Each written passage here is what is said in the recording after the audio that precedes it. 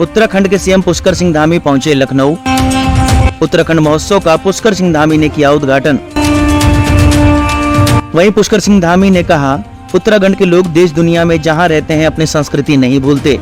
उत्तराखंड के संस्कृति से पीढ़ी दर पीढ़ी को जोड़ने रखने के लिए यह महोत्सव बहुत अच्छा आयोजन है। यह महोत्सव उत्तराखंड के संस्कृति को यहाँ भी बढ़ने का काम करता है।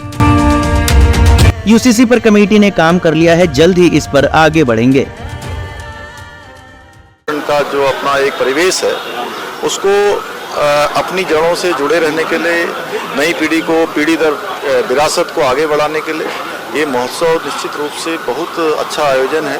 मैं इसके सभी आयोजकों को बधाई देता हूँ और बड़ी खुशी की बात है कि देश दुनिया के अंदर जहाँ भी उत्तराखंड के लोग हैं वो आज भी अपनी संस्कृति से और अपने सांस्कृतिक परिवेश से जुड़े हुए हैं। और लखनऊ के अंदर एक बहुत बड़ा समाज हमारा उत्तराखंड का भी रहता है जो आज कहीं न कहीं एक उत्तराखंड के परिवेश को यहाँ भी जीवन बनाने का काम करता है। और यूसीसी का सारा संकलन हो गया है, कमेटी ने काम कर लिया है और जल्दी ही जो है उस पर चूंकि जैसे ही संकलन पूरा होकर हमको मिलेगा हम लोग उस पर आगे बढ़ेंगे।